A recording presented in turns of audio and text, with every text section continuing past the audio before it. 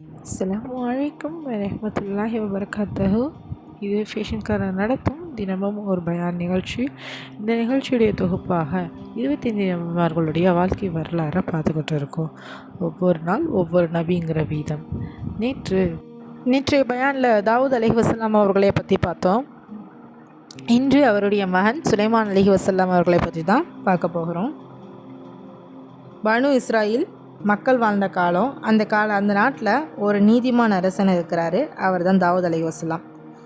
அவர் அரசனும் நபியும் கூட. இரவுகளில் நின்று தொழுறும் ஒருவர் தான், பகலில் நியாயம் வழங்குற தலைவர் தான் இவர். அந்த வீட்டில் ஒரு குழந்தை பிறந்தது. அந்த குழந்தையின் பேர் தான் சுலைமான் அலைஹிவஸல்லாம். இவருடைய தந்தை பேர் சுலைமான் அலைஹிவஸல்லாம். அவருடைய தந்தை பேர் தாவூத் அலைஹிவஸல்லாம். தாய் பேர் பத்ஷேபா. மற்ற குழந்தைகள்லாம் விளையாடுற வயசில் சுலைமான் அலைஹிவஸல்லாம் விளையாட மாட்டாங்க, அமைதியாக கவனித்து பார்ப்பாங்க எல்லாத்தையும். ஒரு நாள் அவருக்கு கண்களில் சிந்தனை, எல்லாத்தையும் சிந்தனை பண்ணி பார்ப்பாங்க. இந்த ஆட்சி எப்படி அமைக்கணும், இந்த இது எப்படி இருக்குன்னு, இதை எப்படி நுட்பமாக தீர்ப்பு கொடுக்கணும், எல்லாத்தையும் ஆராய்ந்து பார்க்குற ஒருத்தர். ஒரு நாள் 2 பேர் வழக்குடன் வராங்க. ஒருவருடைய ஆடுகளில் மற்றொரு வயலை போய் விட்டுது, மேய்ஞ்சிடுச்சு அப்படின்னு. அதுக்கு தாவூத் அலைஹிஸ்ஸலாம் ஒரு தீர்ப்பு சொல்கிறாங்க. ஆனால் அருகில் இருந்த அந்த சிறுவன் சுலைமான் அலைஹிஸ்ஸலாம் மெதுவாக சொல்கிறாங்க, பாப்பா, ஆடுகள் வயலை சரி செய்யும் வரை அதை அந்த விவசாயியிடமே இருக்கட்டும் அப்படி சொல்கிறாங்க. அந்த தீர்ப்பு சமநிலையாகவும் நியாயமும் கருணையும் சேர்ந்ததாக இருக்குது. அல்லாஹ் கூறுகிறான், நாம் சுலைமானுக்கு அதை புரிய வைத்தோம் அப்படின்னு 21 அத்தியாயத்தில் 79வது வசனத்தில் குறிப்பிட்டிருக்கு. இளம் வயதில் அறிவு அல்லாஹ்வுடைய வரம், அது சுலைமான் அலைஹிஸ்ஸலாம் அவங்களுக்கு இருக்குது. சுலைமான் அலைஹிஸ்ஸலாம் ஆடம்பலத்தில் வளரவில்லை. அவருடைய தந்தை போலவே இருந்தார். நோன்பு நோற்றார், இரவில் தொழுதார், அல்லாஹ்வை நினைத்தார். அவர் இதயம் அதிகாரத்திற்கு ஆசைப்படவில்லை. அவர் இதயம் அல்லாஹ்வை மட்டுமே விரும்பியது. ஒரு நாள் தாவூத் அலைஹிஸ்ஸலாம் இறந்துடுறாங்க. அவங்க இறந்தோடனே அவருடைய அரியணையை காத்துக்கிட்டு இருக்கு. மக்கள் எல்லாரும் பார்த்து என்ன சொல்கிறாங்கன்னா, சுலைமான் அலைஹிஸ்ஸலாம் தான் இதாக வரணுங்கிறாங்க.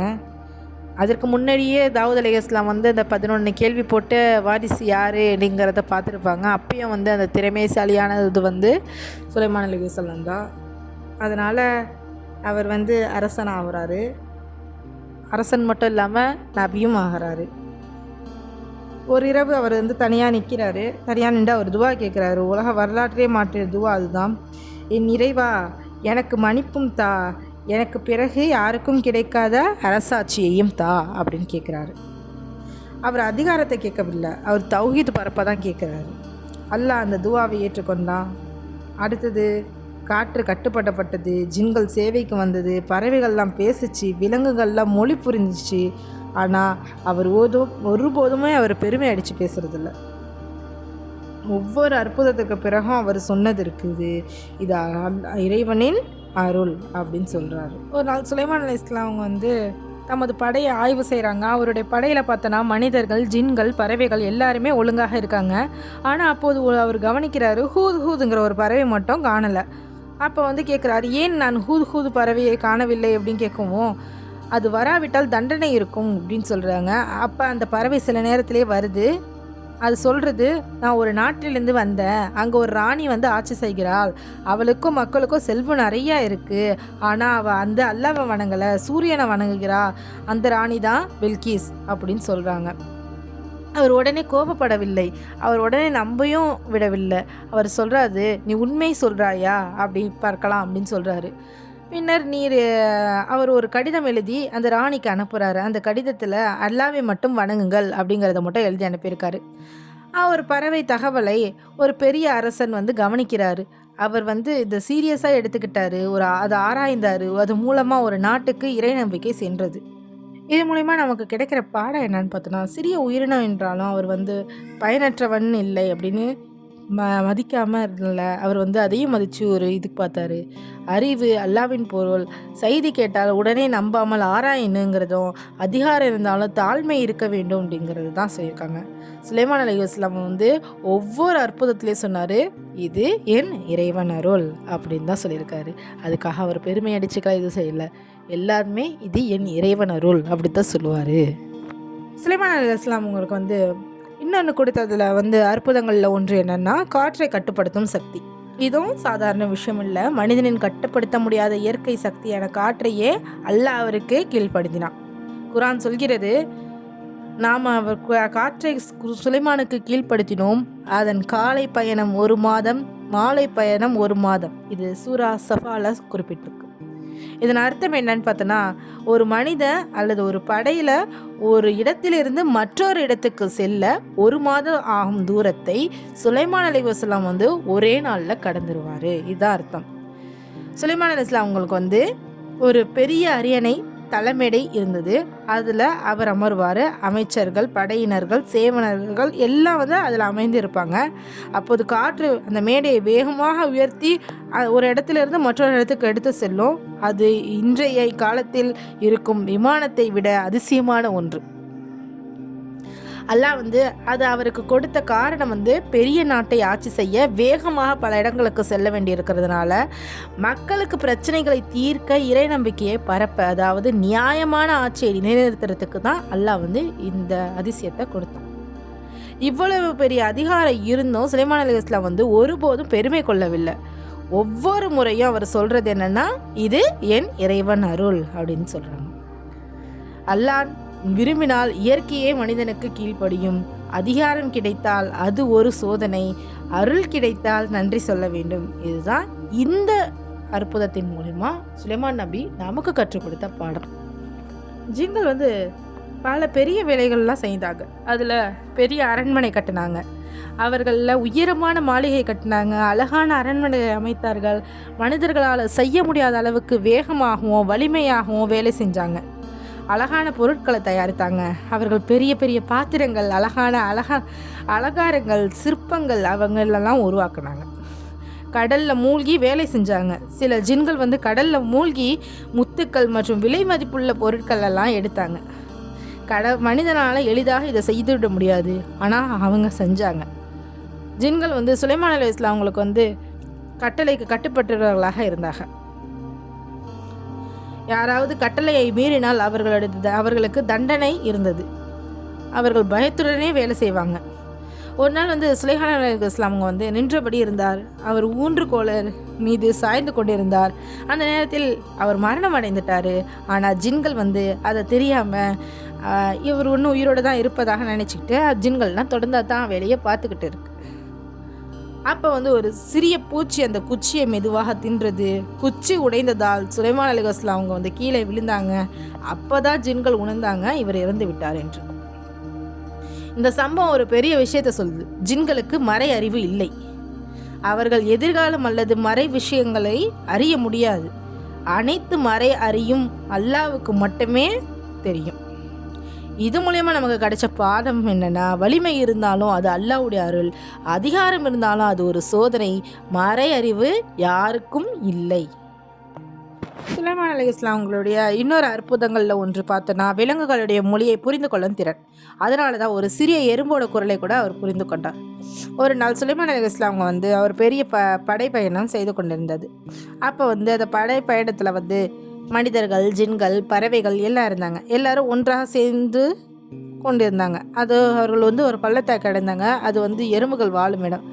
அப்போது ஒரு எறும்பு மற்றொரு எறும்புகளிடம் அவசரமாக சொன்னது, எறும்புகளே, உங்கள் குடைக்குள் செல்லுங்கள். சுலைமான் மற்றும் அவரது படையினர் உங்களது அறியாமையால் மிதித்துவிடக்கூடும் அப்படின்னு என்று சொல்லிச்சு. அந்த எறும்பு பயத்தால் அல்ல, தன் கூட்டத்தை காப்பாற்ற வேண்டுங்கிறதுக்காக சொல்லிச்சு. அது அந்த சொல்லை சுலைமான் அலைஹிஸ்ஸலாம் அவங்க கேட்டார். அவர் சிரித்தார். ஏன் சிரித்தார்? ஒரு சிறிய உயிரினம் கூட தன் கூட்டத்தை காப்பாற்ற முயற்சிக்கிறது என்பதை பார்த்து மகிழ்ந்தார். பின்னர் அவர் அல்லாஹ்விட துஆ செய்தார். என் இறைவா, நீ எனக்கும் என் பெற்றோருக்கும் கொடுத்த அருளுக்கு நன்றி சொல்ல என்னை தூண்டிவிடு. உனக்கு பிடித்த நல்ல செயல்களை செய்ய என்னை வழிநடத்து அப்படின்னு சொல்கிறார். இந்த சம்பவம் நமக்கு பல விஷயங்களை கற்றுக் கொடுக்குது. தாழ்மை. பெரிய அரசன் இருந்தாலும் ஒரு சிறிய எறும்புடைய குரலை அவர் கவனித்தார். நன்றி உணர்வு. அந்த சம்பவத்துக்கு பிறகு அவர் உடனே அல்லாஹ்வுக்கு நன்றி சொன்னார். உயிர்களுடைய மதிப்பு. இஸ்லாமில் சிறிய உயிர்களுக்கும் மதிப்பு இருக்கிறதுங்கிறத செயல்படுத்தினார். சுலைமான் அலைஹிஸ்ஸலாமுடைய வாழ்க்கையில் மிகவும் புகழ்பெற்ற சம்பவங்களில் ஒன்று தான் பில்கிஸ் ராணியுடைய சம்பவம். இந்த இந்த நிகழ்ச்சி வந்து குர்ஆனில் சூரா அன் நமல் பகுதியில் கூறப்பட்டிருக்கு. இந்த பயான்லேயே முன்ன பார்த்தோம் தெரியுமா, ஹூது பறவை கொண்டு வந்த செய்தி. அந்த கொண்டு வந்த செய்திக்கு அவர் வந்து ஒரு தூது அனுப்பி ஒரு கடிதம் எழுதி அனுப்புனாக தெரியுமா. அதுக்கு பிறகு நடந்ததை தான் இதை பார்க்க போகிறோம். அந்த பில்கிஸ் ராணி அந்த கடிதத்தை வாசிக்கிறாங்க.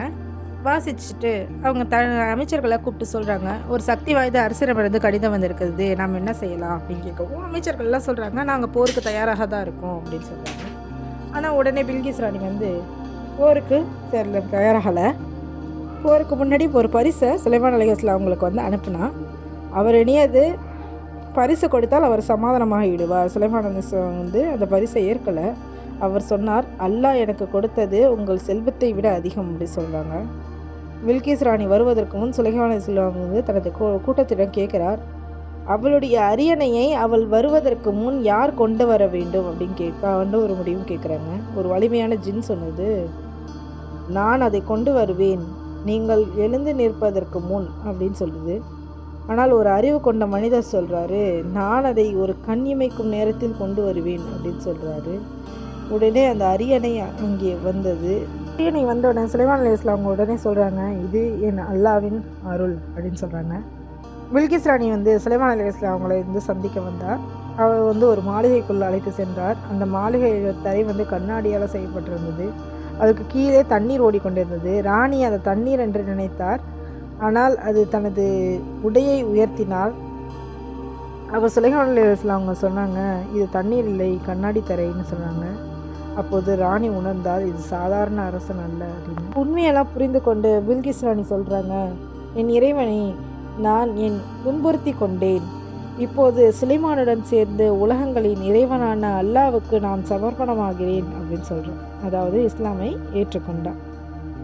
இதில் நமக்கு இப்போ தெரிஞ்சுக்கிட்ட பாடம் என்னன்னு பார்த்தோன்னா, அதிகாரம் இருந்தாலும் தாழ்மை இருக்கணும், உண்மையை கண்டா அதை நிறைவேற்ற ஏற்க வேண்டும்.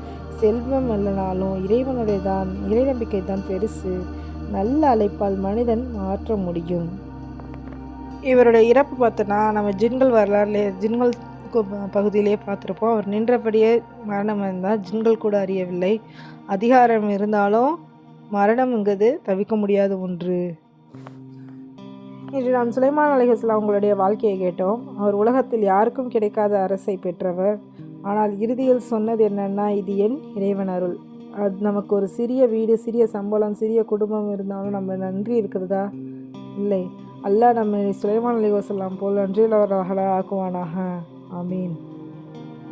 இன்ஷா அல்லாஹ் நாளை கனவுகளுக்கு பதில் கூறும் அழகிய நபி யூசுப் அலைஹிஸ்ஸலாம் அவர்களுடைய வரலாற்றுடன் நாளை உங்களுடன் நான் சந்திக்கிறேன்.